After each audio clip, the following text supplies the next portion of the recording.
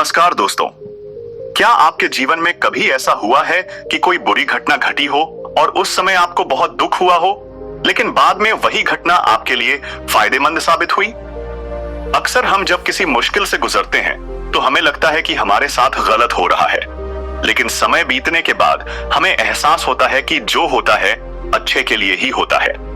आज के इस वीडियो में हम आपको ऐसी कहानियां और उदाहरण बताएंगे जो ये सिद्ध करते हैं कि हर चुनौती के पीछे कोई न कोई सकारात्मक कारण होता है। तो वीडियो को अंत तक देखें और जानें कि कैसे हर कठिनाई, हर असफलता एक नए अवसर का द्वार खोलती है। प्राचीन समय की बात है। एक बार गौतम बुद्ध अपने शिष्यों के साथ एक गांव में गए। वहां का वातावरण बहुत शांत था, लेकिन एक व्यक्ति उनके पास आया जो बहुत दुखी और निराश था। उस व्यक्ति के चेहरे पर चिंता और उदासी थी। उसने बुद्ध से कहा, भगवान, मेरी जिंदगी में बहुत परेशानियां हैं। मैं जो भी करता हूं उसमें असफल हो जाता हूं। मेरा भाग्य मेरा साथ नहीं देता। कई बार मैंने बहुत प्रयास किए, लेकिन हर बार मेरे साथ कुछ न कुछ बुरा हो जाता है। क्या सच में जो होता है वह अच्छे के लिए होता है? बुद्ध ने उस व्यक्ति को ध्यान से देखा और मुस्कुराते हुए बोले, क्या तुम सच में जानना चाहते हो कि जो होता है वह अच्छे के लिए ही होता है? उस व्यक्ति ने तुरंत उत्तर दिया, हाँ प्रभु, कृपया मुझे समझाइए। बुद्ध ने कहा, मैं तुम्हें एक कहानी सुनाता हूं। इस कहानी को ध्यान से सुनो, तुम्हें अपने प्रश्न का उत्तर मिल जाएगा। बहुत समय पहले की बात है। एक बड़े राज्य में चंद्रसेन नाम का एक शक्तिशाली राजा था। वह बहुत समझदार और न्यायप्रिय था। उसके दरबार में सत्यव्रत नाम का एक वफादार और बुद्धिमान मंत्री था। सत्यव्रत की एक खास बात थी, वह हर परिस्थिति में सिर्फ एक ही बात कहता था, जो होता है अच्छे के लिए होता है। राजा सत्यव्रत की इस आदत को समझ नहीं पाता था। कभी कभी उसे यह बात अजीब लगती थी, लेकिन फिर भी वह मंत्री की ईमानदारी और समझदारी की कद्र करता था। एक दिन राजा अपने सैनिकों और मंत्री के साथ जंगल में शिकार के लिए गया। जंगल घना और रहस्यमयी था। कुछ समय बाद राजा ने एक तेज रफ्तार से दौड़ते हुए हिरण को देखा। राजा ने तुरंत अपने घोड़े को तेज दौड़ाया और हिरण का पीछा करने लगा। राजा पूरी ताकत से घोड़े को आगे बढ़ा रहा था, लेकिन अचानक घोड़े का पैर एक गड्ढे में चला गया और राजा संतुलन खो बैठा। वह जमीन पर गिर पड़ा और उसके हाथ में पकड़ी धारदार तलवार उसी के हाथ पर गिर गई।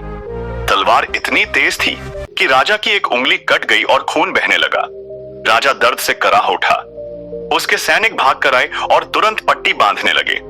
मंत्री सत्यव्रत भी वहां पहुंचा। उसने देखा कि राजा की उंगली कट गई है। वह गंभीर हुआ, लेकिन फिर हमेशा की तरह मुस्कुराया और कहा, राजन, जो हुआ वह बात अच्छे के लिए हुआ। राजा पहले से ही दर्द में था। मंत्री की यह बात सुनकर वह गुस्से से भर गया। तुम्हें मेरी तकलीफ दिखाई नहीं दे रही? मेरी उंगली कट गई है और तुम कह रहे हो कि यह सचमुच ही अच्छे के लिए हुआ। क्या तुम्हें मेरी पीड़ा का जरा भी एहसास नहीं? राजा ने गुस्से में कहा। मंत्री ने शांत स्वर में उत्तर दिया, महाराज, मैं जो कह रहा हूं वह सत्य है। कभी कभी हम तुरंत नहीं समझते, लेकिन भविष्य में हमें पता चलता है कि जो भी होता है उसमें कुछ अच्छा ही छिपा होता है। राजा अब और अधिक क्रोधित हो गया। मुझे अभी कोई अच्छा कारण नहीं दिख रहा। सैनिकों, इस मंत्री को तुरंत जेल में डाल दो। राजा के आदेश पर सैनिकों ने मंत्री को पकड़ लिया और उसे कारागार में डाल दिया। लेकिन मंत्री फिर भी शांत रहा। जेल जाते समय उसने फिर से कहा, जो हुआ वह भी अच्छे के लिए हुआ। राजा ने सोचा कि यह आदमी मूर्ख है, लेकिन उसे क्या पता था कि मंत्री की बात कितनी सही थी। कुछ दिनों बाद राजा फिर से शिकार पर गया। इस बार वह अकेला था। जंगल में घूमते घूमते वह रास्ता भटक गया और अज्ञात क्षेत्र में पहुंच गया। वहां के आदिवासी बहुत क्रूर थे। वे अपने देवता को प्रसन्न करने के लिए हर पूर्ण व्यक्ति की मानव बलि देते थे। जब उन्होंने राजा को देखा तो वे बहुत खुश हुए। उन्होंने सोचा कि यह व्यक्ति पूर्ण है और इसे बलि के रूप में चढ़ाया जा सकता है। उन्होंने राजा को पकड़ लिया और बलि की तैयारी करने लगे।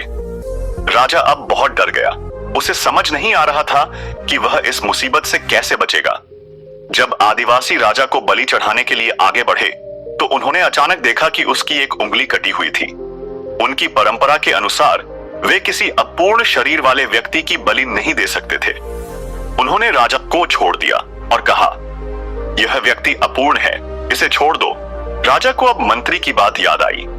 उसे एहसास हुआ कि अगर उसकी उंगली नहीं कटी होती तो आज वह बात अपनी जान से हाथ धो बैठता। राजा जैसे तैसे महल लौटा और सबसे पहले अपने मंत्री सत्यव्रत को कारागार से बाहर निकालने का आदेश दिया। जैसे ही मंत्री जेल से बाहर आया, राजा ने उससे कहा, मुझे क्षमा करो मंत्री जी, अब मुझे समझ में आया कि मेरा अंगुल कटना वास्तव में मेरे जीवन की रक्षा के लिए था। आपने सच कहा था, जो होता है कि अच्छे के लिए होता है। मंत्री मुस्कुराया और बोला, राजन, आपने मुझे जेल में डलवा दिया था, लेकिन वह भी अच्छे के लिए हुआ। राजा ने आश्चर्य से पूछा, यह कैसे? मंत्री ने उत्तर दिया, अगर मैं जेल में नहीं होता तो मैं आपके साथ जंगल जाता, और क्योंकि मेरा शरीर पूरा था तो आदिवासी मुझे बलि के लिए चुन लेते, इसीलिए मेरा जेल में जाना भी मेरे लिए अच्छे के लिए ही हुआ। राजा और दरबार के सभी लोग मंत्री की बुद्धिमत्ता और धैर्य से प्रभावित हुए।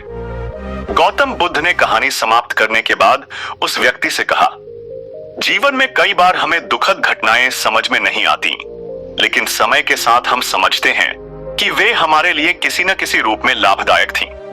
इसलिए हमेशा धैर्य रखो और जीवन की हर परिस्थिति को स्वीकार करो।